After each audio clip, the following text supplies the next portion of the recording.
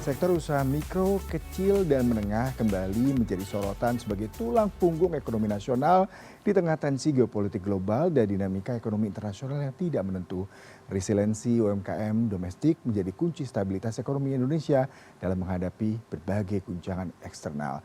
Dan untuk mengelaborasi hal ini telah hadir di studio CNN, Diana Dewi, founder PT Suri Nusantara Jaya. Selamat pagi Bu Dewi. Selamat pagi, Terima kasih sudah hadir Mas. di CNN pagi hari ini ya Bu ya.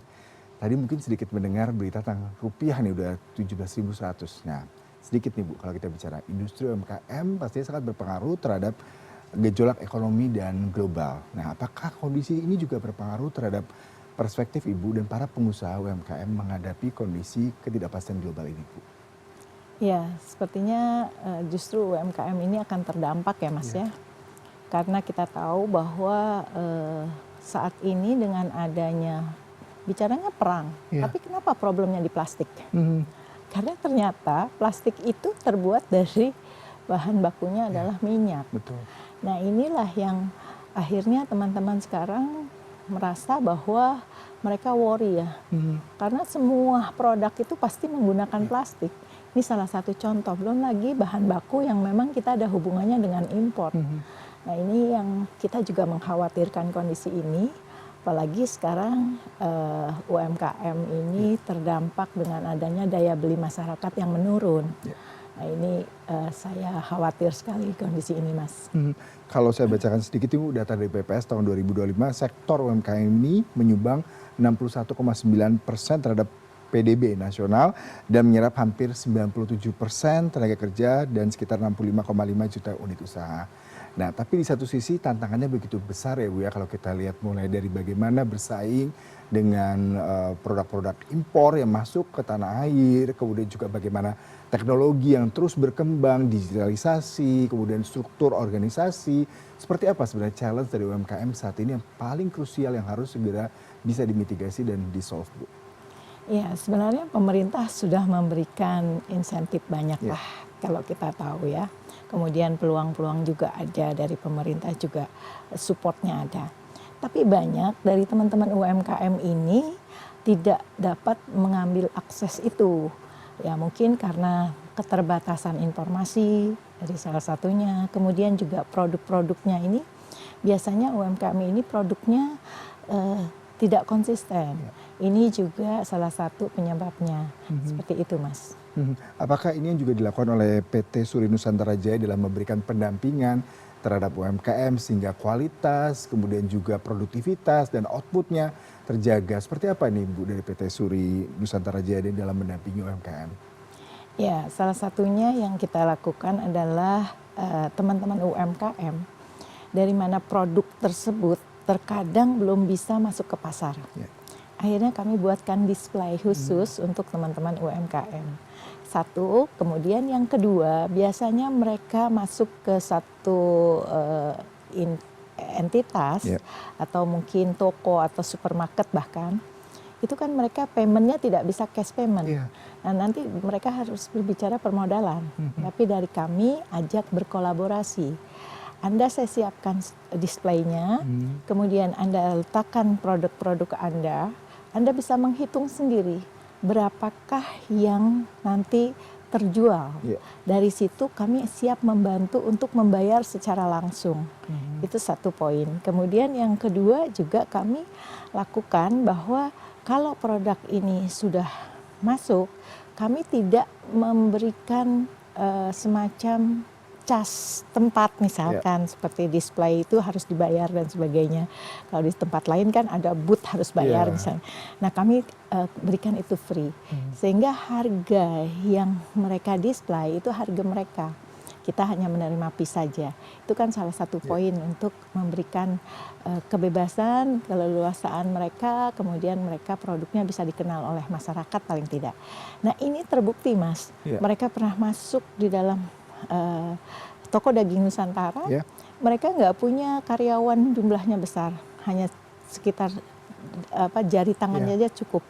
Tapi sekarang mereka bilang bahwa mereka sudah bisa punya tempat-tempat usaha yang lain, kemudian tenaga kerja yang mereka hire juga banyak. Ini salah satu pendampingan dari toko daging Nusantara. Iya, tadi di awal juga Ibu katakan rata-rata UMKM terkendala untuk mengakses pembiayaan. Nah ini dari sekitar 65 juta pelaku UMKM nih Bu, baru 56 juta yang memiliki akses pembiayaan formal. Nah dari pihak Ibu sendiri seperti apa untuk memberikan pendampingan terkait dengan hal ini Bu? Ya, saya selalu katakan sebenarnya UMKM kita produk sudah bagus, Iya. tapi kadang melupakan yang fundamental. Mhm. Apa itu? Yaitu dari segi administrasi. Oke. Biasanya mereka merasa bahwa itu uangnya sendiri masuk sini, Iya, keluar iya. sini. Nah, ini tidak boleh. Sebagai pengusaha, Iya. walaupun kita pengusaha kecil, tapi kita harus menerapkan sistem administrasi dengan baik. Nomor satu itu poinnya. Kemudian yang kedua, dengan kita bankable, artinya semuanya itu akan dilihat dari awal, yaitu dari administrasi. Ya. Baik, kita bicara mengenai teknologi, ini bagian yang sangat krusial juga untuk transaksi, kemudian juga untuk promosi, seperti itu ya Bu ya.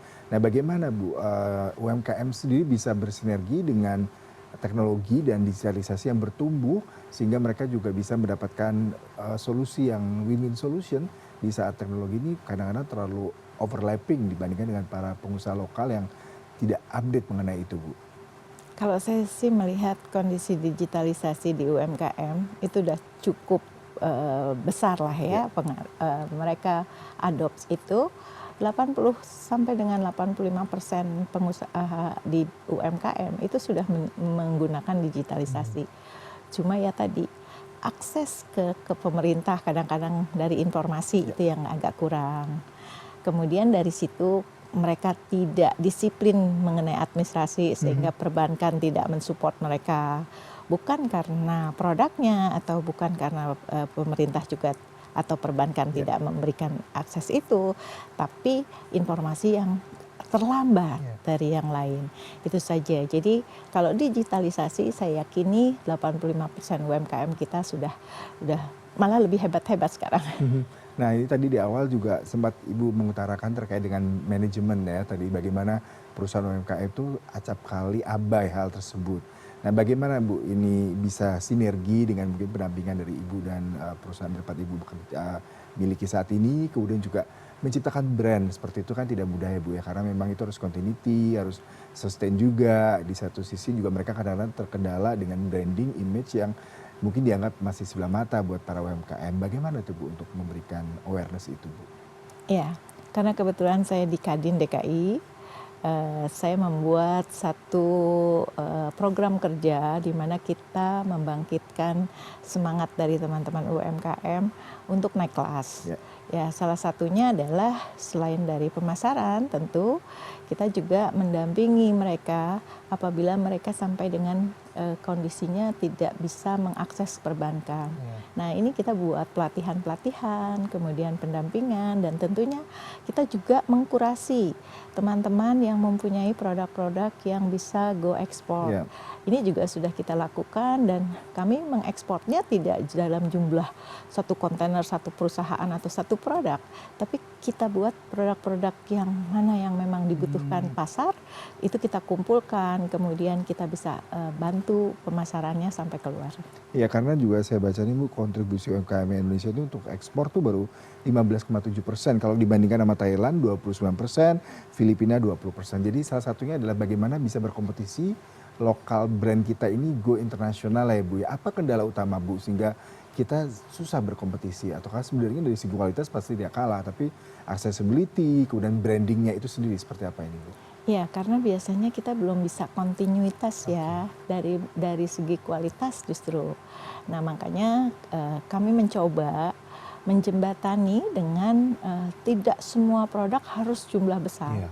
Dan ini yang kita selalu kita lakukan, dan juga kalau sudah diminta jumlah besar, kadang-kadang dari kualitasnya juga nggak stabil, kemudian dari permodalannya juga tidak memadai. Nah ini yang makanya salah satu solusinya adalah kami kumpulkan, kami buat platformnya, kemudian kami direct, kami lakukan untuk membantu mereka untuk bisa di pasar global. Ya, Selain tadi permodalan, accessibility, juga yang menarik adalah kesenjangan kapasitas sumber daya manusia nih Bu.